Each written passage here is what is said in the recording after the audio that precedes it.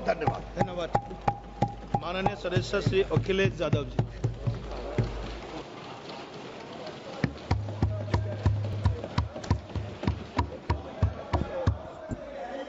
Please please. कोई बात नहीं, कोई बात नहीं। अरे नहीं, आदरणीय सभापति महोदय, मैं आपका बहुत धन्यवाद देना चाहता हूं कि बहुत ही महत्वपूर्ण और देश के लिए और बड़ी आबादी के लिए भारतीय जनता पार्टी की सरकार में एक और बिल आया है। क्योंकि मेरे से पूर्व में जो हमारे साथी बोले हैं वो माननीय सदस्य हमारे साथ नहीं, लेकिन मैं उनके बहुत सारी बातों से सहमत हूं। और अध्यक्ष महोदय, मैं देख रहा हूं जो एक्स कांग्रेस वाले हैं वो ज्यादा बोल रहे हैं।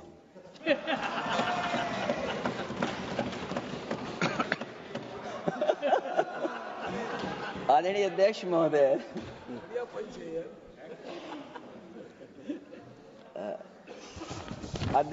जो आज बिल पेश हुआ है,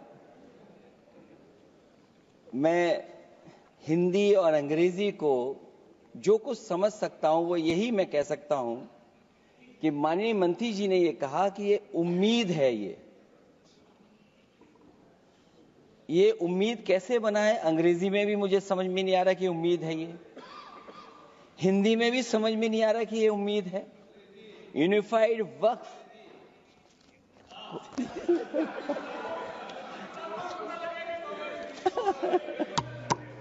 अध्यक्ष महोदय, यूनिफाइड वक्फ मैनेजमेंट,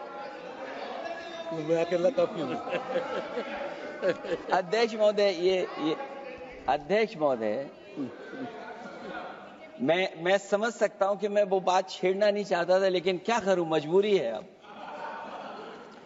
अध्यक्ष महोदय, अभी माननीय सदस्य लोग ये कह रहे हैं कि हमारे सदस्य नहीं है यहां पर जो हमारे साथी हैं, लेकिन अध्यक्ष महोदय मैं ये कहना चाहता हूं, ये जो बिल लाया जा रहा है, भारतीय जनता पार्टी में एक मुकाबला चल रहा है। भारतीय जनता पार्टी के अंदर मुकाबला चल रहा है कि खराब हिंदू कौन बड़ा है। और ये बात अध्यक्ष महोदय मैं ऐसे ही नहीं कह रहा हूं। जो पार्टी ये कहती हो कि दुनिया की सबसे बड़ी पार्टी है, अध्यक्ष महोदय वो अपना राष्ट्रीय अध्यक्ष नहीं चुन पाए अभी तक। अध्यक्ष महोदय, भारतीय जनता पार्टी क्या है?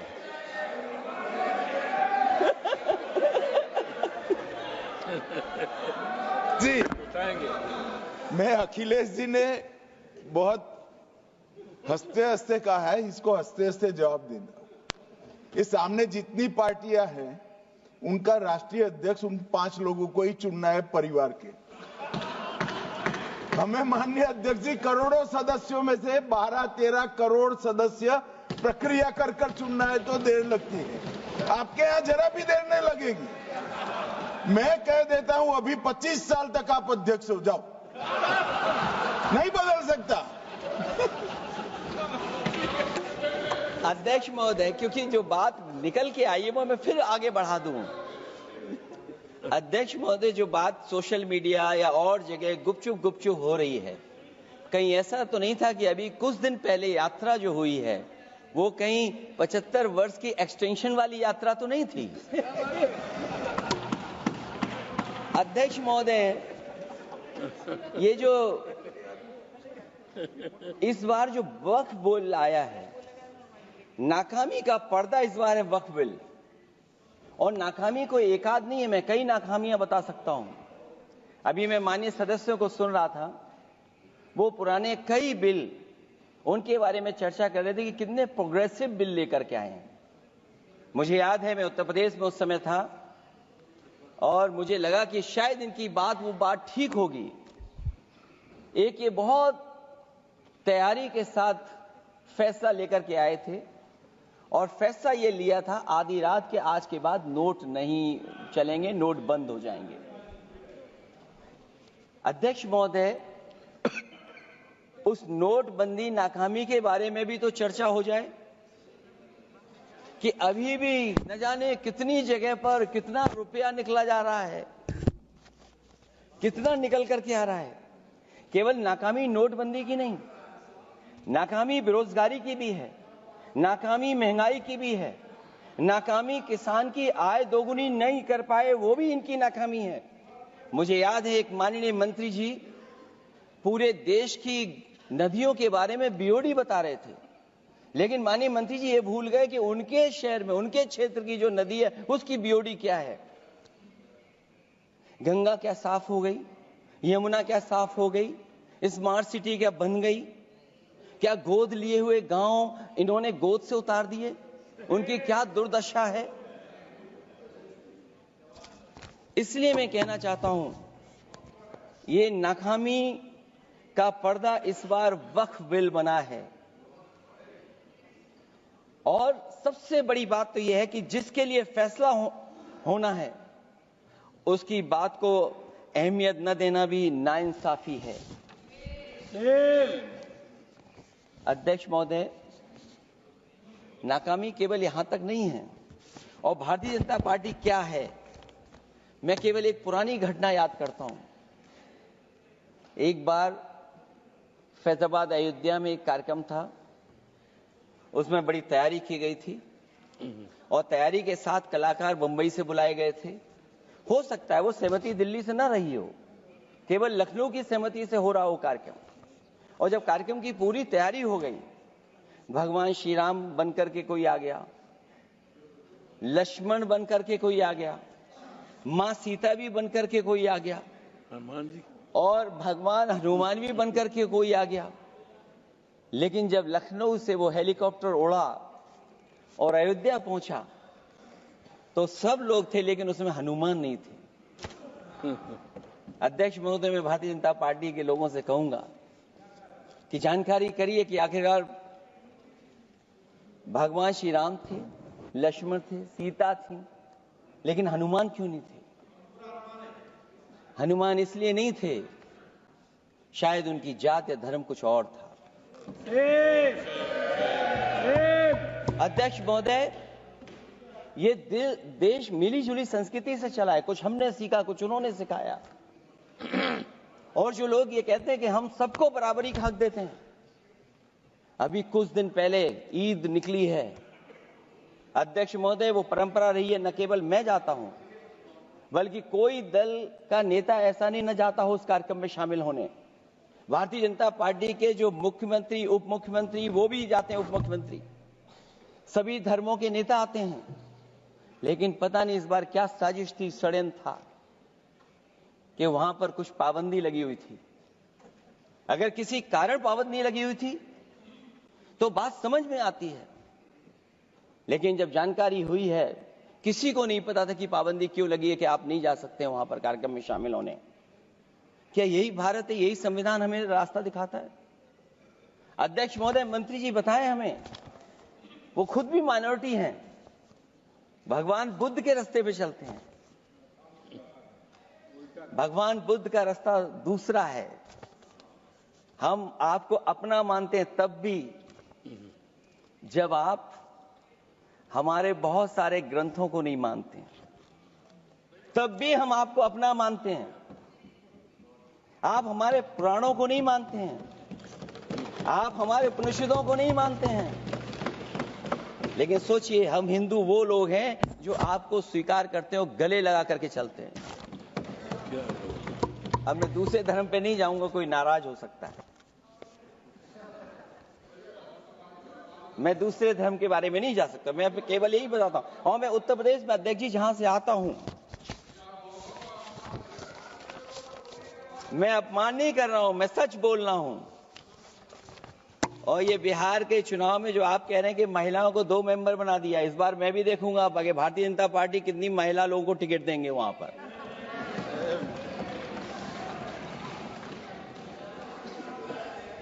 अध्यक्ष महोदय, भाजपा जब भी कोई नया बिल लाती है तो वो अपनी नाकामी छुपाती है।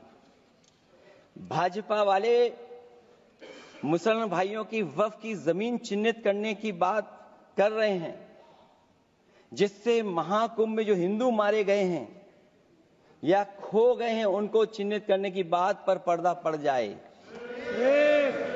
अध्यक्ष महोदय, मुझे खुशी इस बात की कि हमारा धर्म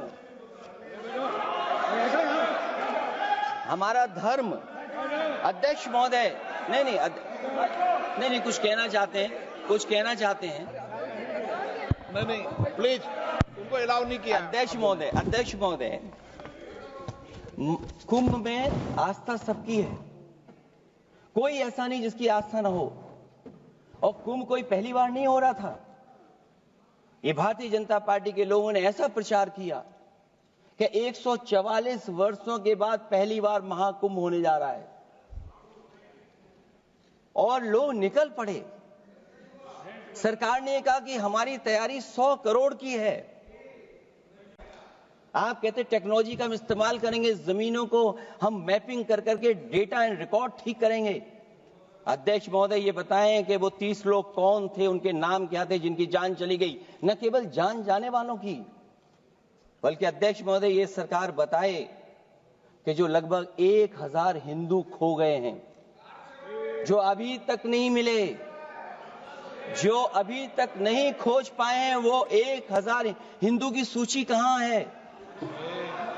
और फिर धर्म कारोबार की बात है, जो ये लोग अध्यक्ष महोदय, मैं कार सेवक वाली बात इसलिए नहीं छेड़ना चाहता हूं। अध्यक्ष महोदय, ये शायद माननीय सदस्य जानते नहीं कुछ सच्चाई नहीं जानते। अध्यक्ष महोदय, ये संविधान की वजह से, संविधान को बचाने के लिए, हिंदू एकता को बचाने के लिए कुछ फैसले लिए गए, लेकिन एफआईआर हम लोगों पे नहीं लिखी गई थी।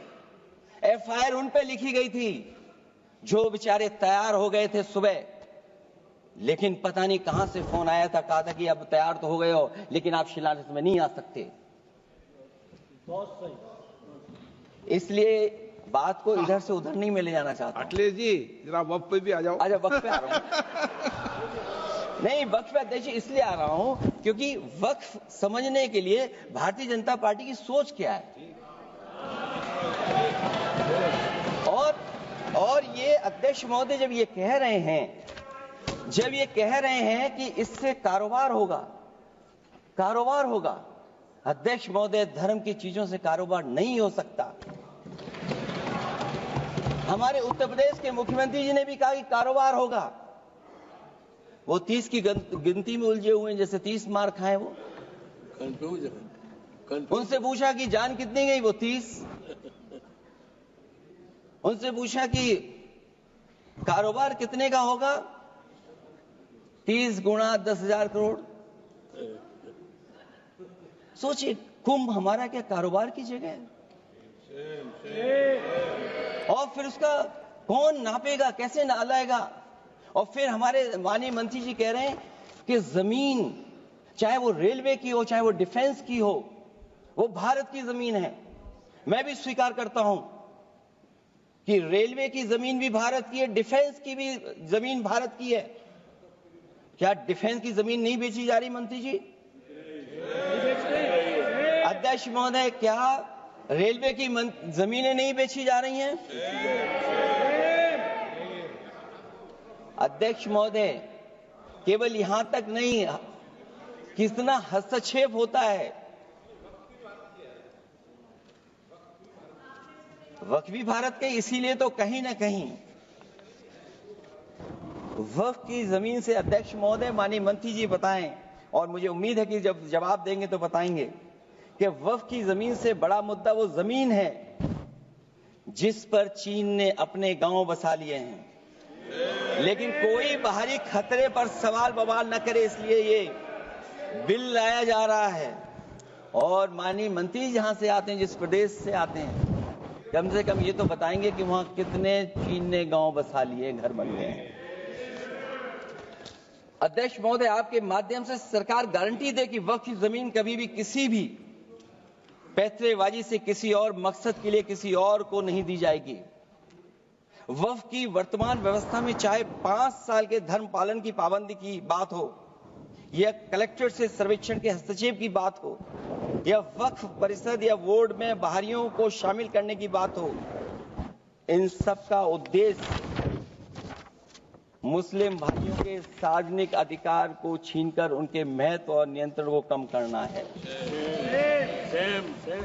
ट्रिब्यूनल के निर्णय को अंतिम न मानकर उच्च न्यायालय में लेकर जाने की अनुमति देना दरअसल जमीनी विवाद को लंबी न्यायिक प्रक्रिया में फंसाकर वक्फ भूमि पर कब्जों को बनाए रखने का रास्ता खोलेगा।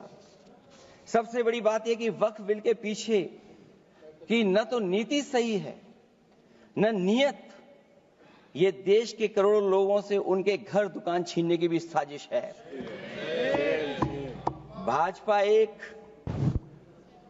अलोकतांत्रिक पार्टी है। वो असहमति को अपनी शक्ति मानती है। जब देश के अधिकांश राजनीतिक दल वक्फ बिल के खिलाफ हैं, तो उसे लाने की जरूरत क्या है जो जिद क्यों कर रहे हैं सरकार? वक्फ बिल का लाना भाजपा की सियासी हट है। वक्फ बिल भाजपा की सांप्रदायिक राजनीति का नया रूप है। वो तो आपको काटेगा, और इसलिए काटेगा कि अध्यक्ष महोदय बाहर ये लिखते हैं सत्यमेव जयते, बाहर है लिखते सत्यमेव जयते, भाजपाई अंदर असत्य बात कहते। भाजपा वक्फ बिल लाकर अपने उन समर्थकों का तुष्टीकरण करना चाहती है जो भाजपा की आर्थिक नीति, महंगाई, बेरोजगारी, बेकारी और चौपट अर्थव्यवस्था से उसे छटक गए हैं।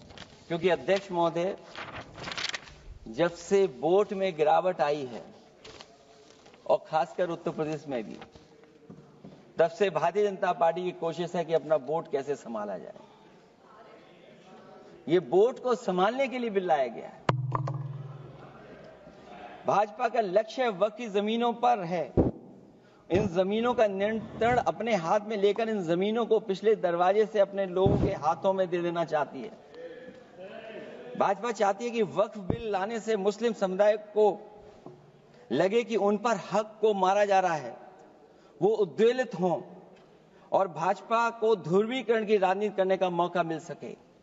क्योंकि अध्यक्ष महोदय, भाजपा का लक्ष्य यह है कि ध्रुवीकरण हो, क्योंकि वो जानते हैं कि ध्रुवीकरण जितना होगा उससे वो लाभ उठाने में आगे रहेंगे।